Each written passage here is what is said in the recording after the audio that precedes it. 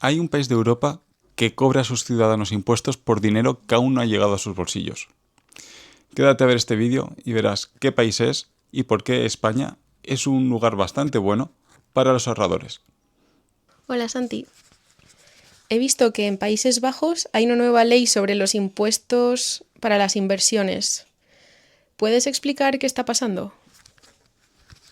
Sí, en Holanda se ha aprobado, bueno, una de las cámaras ha aprobado una reforma en la ley del impuesto de las ganancias de capital que ha causado bastante revuelo porque es un impuesto a las ganancias no realizadas.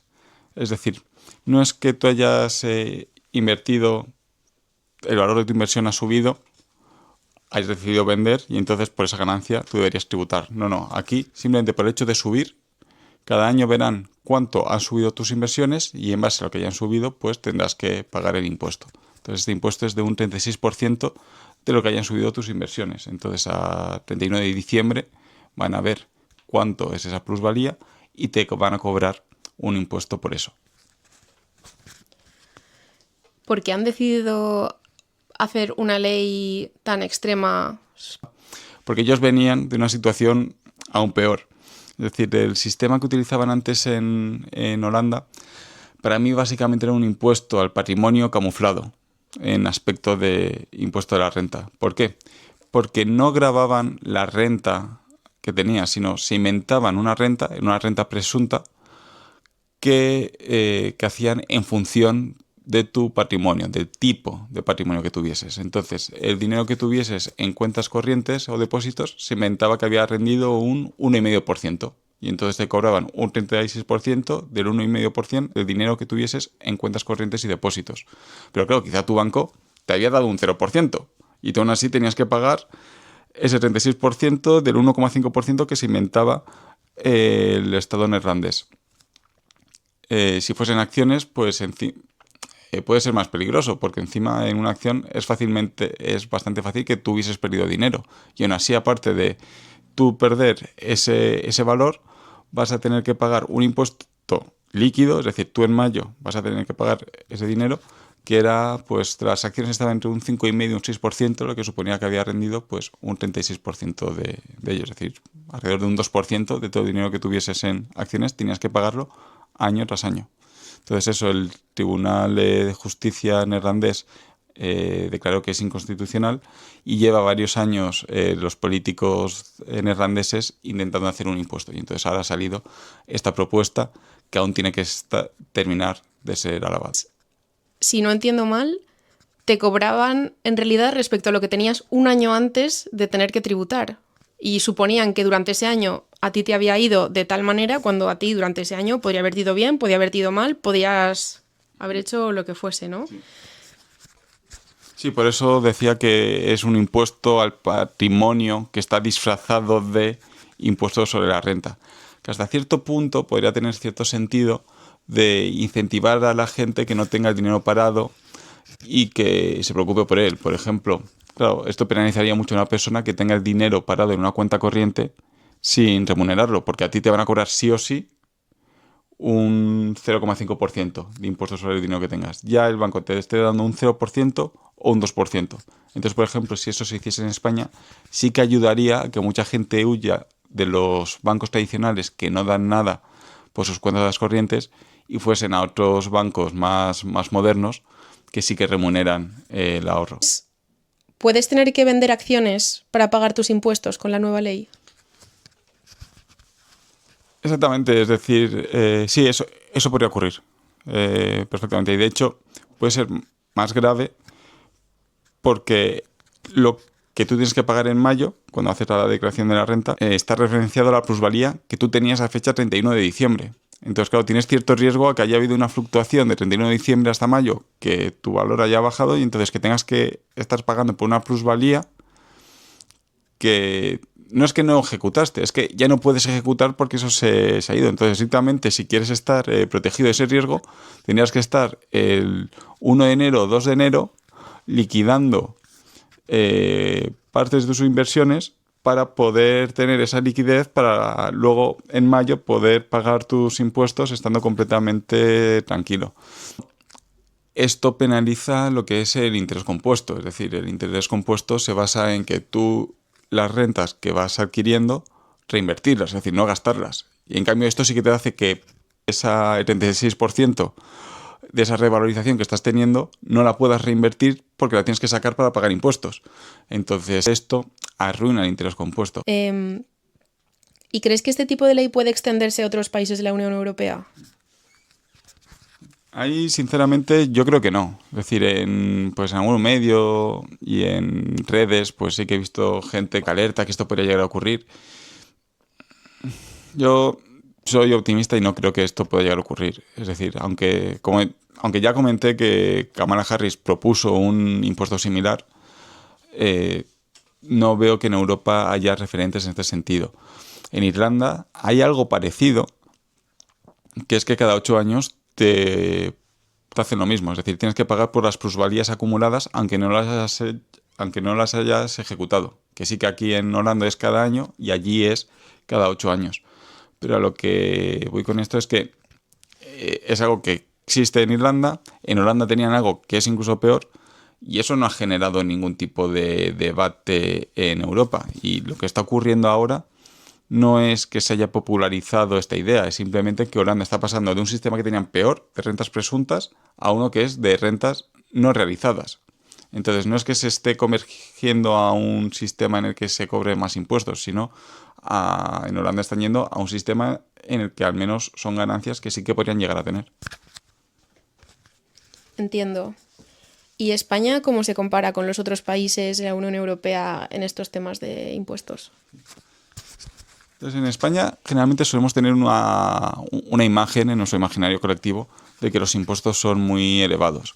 Entonces, yo no me meto en la parte de ser autónomo, de las regulaciones y las complicaciones de tener una pequeña empresa y de escalar la mediana, pero lo que es los impuestos para el ahorro de pues pequeños y medianos ahorradores, España es un país bastante bueno. Es decir, para que nos hagamos una idea, los impuestos a las rentas de capital en España es de un 19% para los primeros 6.000 euros, de un 21% para 50.000 y luego por encima hasta los 200.000 es del 23%. Luego sigue escalando, pero vamos, ya rentas anuales por encima de 200.000 euros, entiendo que ya nos estamos pasando de mediano ahorrador. Entonces, pues eso, pues entre un 19-21% es donde estaría la mayoría de la gente. En cambio, pues en Italia y en Alemania es alrededor de un 26%. Y en Francia es peor, en Francia es un 30%. En Francia, de hecho, lo que ocurre es que parte es de IRPF y parte es de cotizaciones sociales. Es decir, tienen su sistema de cotizaciones sociales es tan deficitario que tienen que poner impuestos de la renta, se lo tienen que llevar de ingreso a las cotizaciones. Sí que es cierto que evidentemente hay países que son mejores que España, pero son bastante anecdóticos. Es decir, hay países que sí que tienen entre un 0% o un 10%. Es decir, ahí está pues Luxemburgo, Bélgica, algún cantón en Suiza, Malta, pero sí que son países muy, muy anecdóticos. ¿Y hay algún tipo de fiscalidad concreta que sea ventajosa en España? Sí, es decir, yendo más a lo cualitativo y no tanto a lo cuantitativo de simplemente pues cuál es el tramo de IRPF, muchas veces donde están las ventajas no es tanto en el número, sino en lo cualitativo, es que en España existe la figura del traspaso de los fondos de inversión. Esto a mí me parece que es una cosa muy clave. Es decir, en España tú el dinero que metes en un fondo de inversión lo puedes ir moviendo de un fondo de inversión a otro sin tener que pagar impuestos por las plusvalías. Es decir, que en otro país lo que tendrías que hacer es vender de un fondo de inversión, coger ese dinero y comprar en otro. En España puedes hacer ese mismo movimiento sin tener que pasar por Hacienda. Entonces eso sí que es muy clave porque una persona a lo largo de su vida no va a tener siempre la misma asignación de activos. Es decir, cuando es joven quiere tener muchos fondos de inversión de renta variable y cuando sea más mayor pues va a querer tener fondos de inversión más de renta fija, monetarios, más seguros. Entonces sí que es algo natural tener que ir moviendo dinero de unos fondos de inversión a otros. Incluso simplemente para aprovecharse de la volatilidad del mercado. Es decir, algo que comenta mucho. Cuando el mercado se mueve, pues tú tienes que tener fijo siempre tu asignación de activos. No, fijo, me refiero en un instante. Conforme tu ciclo vital, esa asignación de activos va variando. pero sí que por la pura volatilidad de mercado también vas a necesitar hacer esos movimientos entre los fondos de inversión. Y entonces en España lo puedes hacer sin ningún coste fiscal, que es algo que no tienen el resto de países. Hay otro punto positivo que tiene España, que este sí que a mí me gusta mucho, porque es habitual ver en redes que hay ciertas personas y empresas que recomiendan un producto que a mí no me gusta nada, que se llaman los PIAs, y generalmente como gancho comercial utilizan que los PIAs tienen una fiscalidad muy buena si los rescatas como renta vitalicia. Es decir, un PIAs pues es un plan en el que tú vas ahorrando dinero, tiene cierta revalorización, solo que tiene muchas comisiones ocultas por detrás. Y al término, es decir, ya cuando alcanzas una edad avanzada, tú lo puedes rescatar, recuperar ese dinero. Pero puedes elegir de qué manera lo rescatas. Es decir, puedes rescatar todo el montante o puedes pedirlo en forma de renta vitalicia. Esto es un producto asegurador en el que una compañía aseguradora te dice, vale, yo te voy a dar hasta que te mueras X dinero al mes.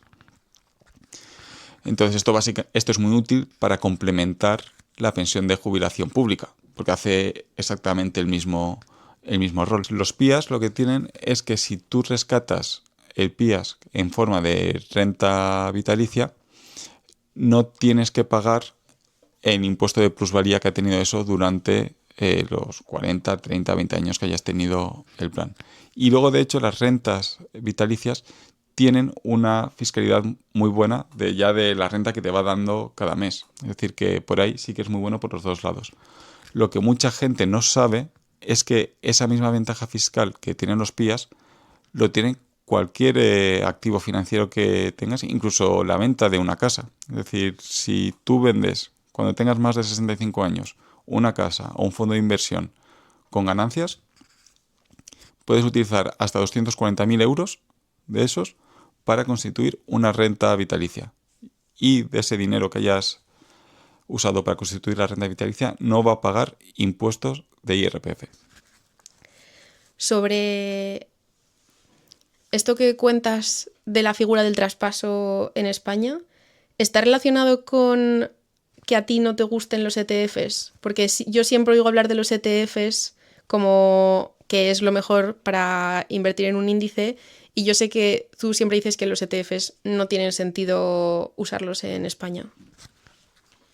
Sí, efectivamente, es uno de los peligros de informarse mediante las redes sociales, porque sí que hay muchísima información y muy valiosa, pero sí que a veces nos informamos con creadores de contenido que no son españoles, y otras veces sí que son españoles, pero todo lo que aprenden lo hacen de gente de fuera, y entonces repiten lo que ha dicho la gente de fuera. Entonces no son capaces de aterrizar esos mensajes que son muy buenos a la realidad fiscal española.